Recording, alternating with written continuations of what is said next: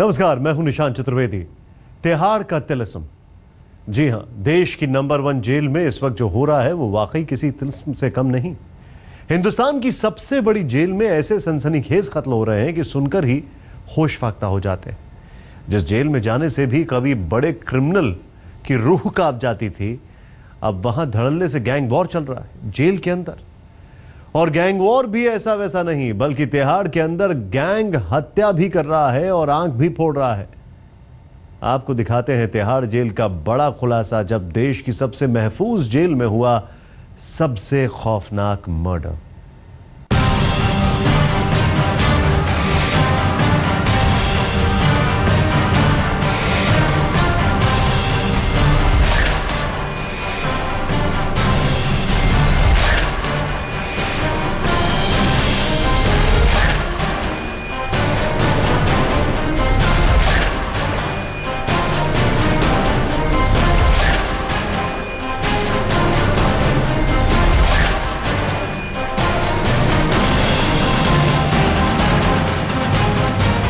देश की सबसे सुरक्षित माने जाने वाली इस जेल को लेकर एक मशहूर कहावत है।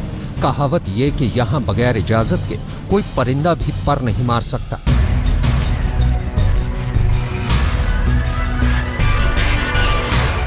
लेकिन कहावत अपनी जगह है और हकीकत अपनी जगह। बल्कि अब हकीकत ये है कि इस जेल में हर वो गुनाह मुमकिन है जिसके बारे में आप सोच सकते हैं। लेकिन इन्हीं गुनाहों के बीच अब इस जेल में आई है गैंग वॉर और कत्ल की खबर। यह कत्ल हुआ है एक हाई सिक्योरिटी जेल के हाई रिस्क वार्ड में। जी हां, जेल नंबर 8 के वार्ड नंबर 5 में।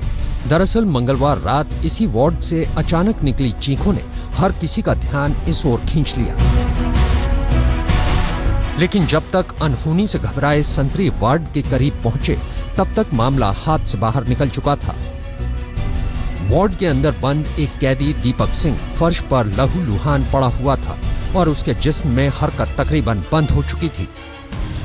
जबकि उसी वार्ड में उसके साथ बंद 4 और कैदी मौके पर ही रंगे हाथ खड़े थे। साफ था, वार्ड में अकेले पड़ गए दीपक पर जानलेवा हमला हुआ था। और यह हमला कितना खौफनाक था, इसका अंदाजा सिर्फ इसी बात से लगाया जा सकता है कि उसके 4 साथी कैदियों ने मिलकर न सिर्फ उसकी आंखें फोड़ दी थी, बल्कि कुछ नुकीली चीजों से उसके चेहरे से लेकर तकरीबन पूरा जिस्म ही छलनी कर दिया था। अब जेल प्रशासन ने आनन फानन में दीपक को उठाकर दीनदयाल उपाध्याय अस्पताल भिजवाया, लेकिन तब तक देर हो चुकी थी। डॉक्टरों ने दीपक को मुर्दा करार दे दिया। दीपक लूट, डकैती और अपहरण जैसे गुनाहों के 14 मामलों में पिछले 7 सालों से इसी जेल में बंद था। और चूंकि उसकी गिनती भी जेल के खूंखार कैदियों में होती थी, उसे वार्ड नंबर 5 में रखा गया था। लेकिन दीपक के कत्ल के इल्जाम में जिन कैदियों के हाथ खून से रंगे हैं, उनका बैकग्राउंड भी कोई कम खतरनाक नहीं है। ये कैदी हैं सतपाल बेदी, मनप्रीत, सूरज और रियाज। सूत्रों की माने तो एक डबल मर्डर समेत ऐसे ही संगीन गुनाहों के इल्जाम में जेल में बंद सतपाल न सिर्फ इस वार्ड में बंद बाकी के गैंगस्टरों का सरगना है, बल्कि वो जेल से वसूली का धंधा भी चलाता है। और तो और अपनी दबंग शख्सियत की वजह से ही सतपाल जेल के बाकी कैदियों के काम की जवाबदेही भी तय करता है। यानी कौन सा कैदी क्या काम करेगा और कौन आराम करेगा, अपने वार्ड में ये सब सतपाल ही तय किया करता था। लेकिन कभी सतपाल का शागिर्द रहा दीपक अब सर उठाने लगा था। दूसरे लफ्जों में कहें तो अब दीपक ने सतपाल और उसके गैंग के साथ रहते हुए भी उसकी शख्सियत को चुनौती देने की शुरुआत कर दी थी। और सूत्रों की माने तो मोटे तौर पर दीपक के कत्ल के पीछे भी यही वजह रही। मनोरंजन कुमार के साथ हिमांशु मिश्रा, दिल्ली, आज तक। सबसे बड़ा सवाल यही है, तिहाड़ जेल का प्रशासन कर क्या रहा है? तिहाड़ में मौत के हथियारों का राज क्या है?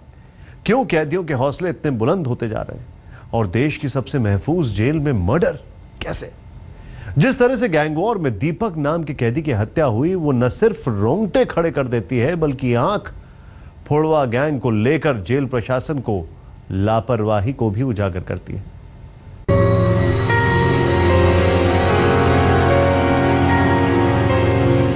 एक तरफ लूट, डकैती और अपहरण जैसे 14 अलग अलग गुनाहों में पिछले 7 सालों से जेल में बंद दीपक सिंह,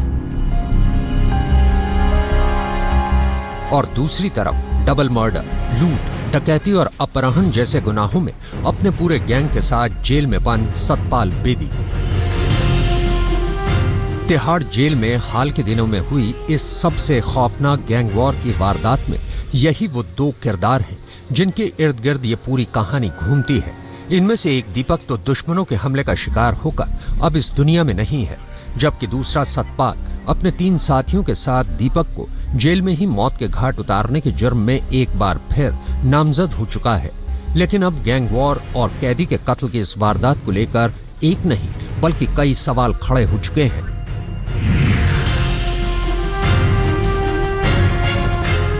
कैदी दीपक सिंह के कत्ल के शुरुआती तफ्तीश से इतना तो साफ है कि यह कत्ल गैंग वॉर का नतीजा है। एक ऐसे गैंग वॉर का जिसमें एक तरफ वार्ड में एक अकेला कैदी दीपक था, तो दूसरी तरफ इसी वार्ड में बंद 4 दूसरे कैदी सतपाल, मनप्रीत, सूरज और रियाज। दरअसल हमले का शिकार बना दीपक भी कभी सतपाल के साथ मिलकर ही जुर्म की वारदातों को अंजाम दिया करता था, लेकिन सतपाल की धौंस जमाने से ऊबकर और जुर्म की दुनिया में अपना अलग मुकाम हासिल करने की चाहत ने दीपक की राह अलग कर दी थी। अब वो उसी वार्ड में रहकर सतपाल को चुनौती देने लगा था और दोनों के बीच पहले भी कई दफा कई मामलों पर कहासुनी हो चुकी थी। लेकिन इतना होने के बावजूद जेल प्रशासन ने दीपक को सतपाल और उसके गैंग से अलग नहीं किया, बल्कि सभी 6 लोगों को साथ ही रहने दिया और शायद यही कत्ल की वजह बनी।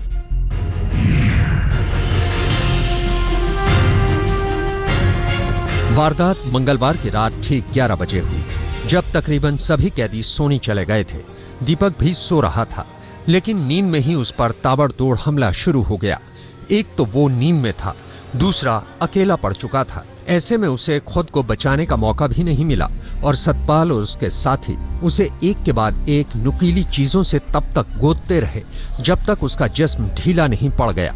ये दुश्मनी कुछ इतनी ज्यादा थी कि हमलावरों ने उसके चेहरे पर भी कई वार किए और आंखें तक फोड़ डाली।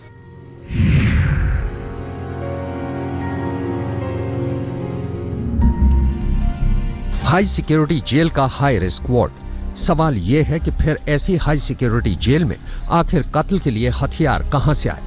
सूत्रों की माने तो इस वारदात में इस्तेमाल किए गए हथियार कहीं बाहर से नहीं आए, बल्कि कैदियों ने ही जेल में ही चम्मच, पानी की पाइप और प्लेट जैसी चीजों को तोड़कर और धार लगाकर हथियार बना लिए। ऐसे में सवाल ये उठता है कि अगर जेल में ही हथियार बनाए गए तो जेल से सुरक्षा कर्मियों को इसकी भनक क्यों नहीं लगी?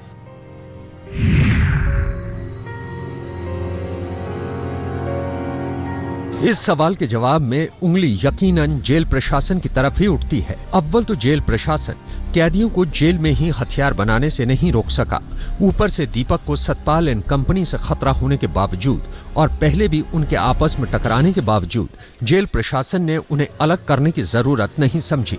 सिर्फ इतना ही नहीं, खबरें तो यहाँ तक हैं कि सतपाल जेल में रहकर ही न सिर्फ मनमानी कर रहा था, बल्कि जेल से ही वसूली का धंधा भी चला रहा था। ऐसे में सवाल ये है कि आखिर ये सब कुछ जेल प्रशासन अब तक इन तमाम बातों की अनदेखी क्यों करता रहा?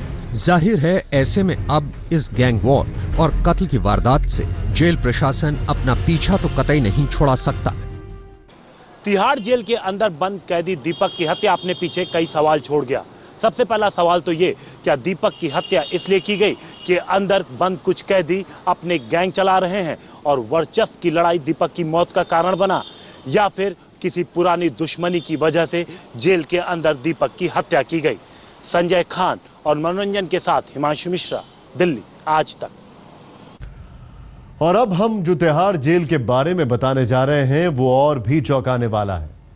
तस्करी से लेकर नशाखोरी तक, जबरन वसूली से लेकर मर्डर तक, तिहाड़ में बंद गैंगस्टर जेल में बैठे बैठे ही जुर्म का पूरा कारोबार चल रहा है। तो आप भी सुनिए तिहाड़ की असली कहानी, किसी और से नहीं बल्कि खुद जेल में रह चुके एक कैदी की जुबानी।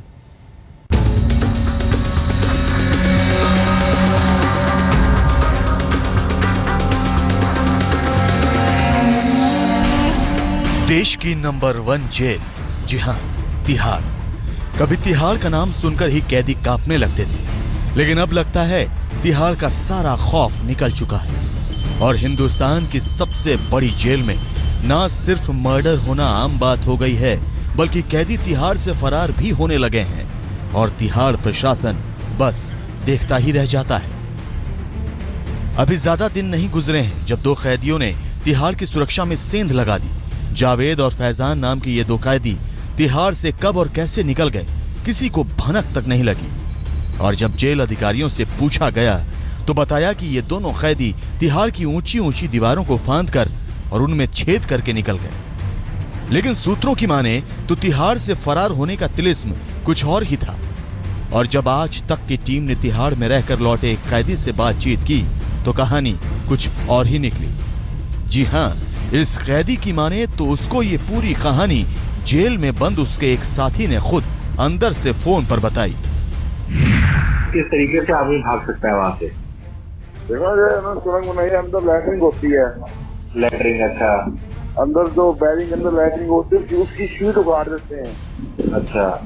उसके नीचे नाली जा रही होती है, सीधा बाहर जाती है। ठीक है, नाला है, ठीक है। वो लैटरिंग की जो पाइप है सीधा उस नाले के अंदर निकलती है। अच्छा, तो उस तरीके से भागे हैं ये। और अब देश की सबसे बड़ी जेल का वो सनसनीखेज सच भी सुन लीजिए जिसे जानकर आप हैरान रह जाएंगे। पिछले 7 महीने में तिहाड़ के अंदर 22 कैदियों की मौत हो चुकी है, जिनमें 5 मर्डर और 15 सुसाइड के केस सामने आए हैं। हम आपको बता दें कि इनमें से 2 की मौत नशे की अधिक मात्रा लेने से हुई है। सूत्रों की माने तो तिहाड़ का सच ये भी है कि जेल के अंदर गैंग वॉर चल रहा है और सुसाइड करने वाले कैदी दूसरे गैंग के डर से त्रस्त होकर जान दे देते हैं। जेल सूत्रों का कहना है कि तिहाड़ में 20 मुख्य गैंग और 30 छोटे छोटे गैंग बेधड़क चल रहे हैं और साल 2015 में सबसे ज्यादा खून खराबा और मोबाइल फोन का गैर कानूनी इस्तेमाल हुआ है। सूत्र ये भी बताते हैं कि जेल के हालात खराब हो चुके हैं और वो इसीलिए क्योंकि तिहाड़ की क्षमता 6250 कैदियों की है, लेकिन यहाँ 14000 से ज्यादा कैदी ठूस ठूस कर रखे गए हैं।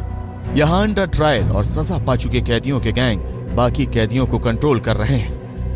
वैसे बताया जाता है कि तिहाड़ में गैंग तो कई दशकों से हैं, लेकिन अब वो जिस तरह से संगठित होकर काम कर रहे हैं वो घातक है। इनमें ज्यादातर गैंग दिल्ली एनसीआर और हरियाणा के हैं। तिहाड़ जेल प्रशासन कैदियों की आदतें सुधारने और जेल में पुनर्वास की बात करता है, लेकिन एक के बाद एक गैंग वॉर और कत्ल की वारदात कुछ और ही कहानी बयां करती है। तिहाड़ को करीब से जानने वाले ये कहते हैं कि ऐसा कोई गुनाह नहीं जो तिहाड़ में होता नहीं। कैमरामैन संजय खान के साथ मुनीश देवगन, दिल्ली, आज तक। जुर्म की दुनिया के नामी मुजरिम ही नहीं बल्कि वीआईपी कैदी भी बंद हैं। फिर चाहे उन कैदियों में नाम सुब्रत रॉय सहारा जैसे बिजनेस टाइकून का हो या फिर हरियाणा के पूर्व सीएम ओम प्रकाश चौटाला का।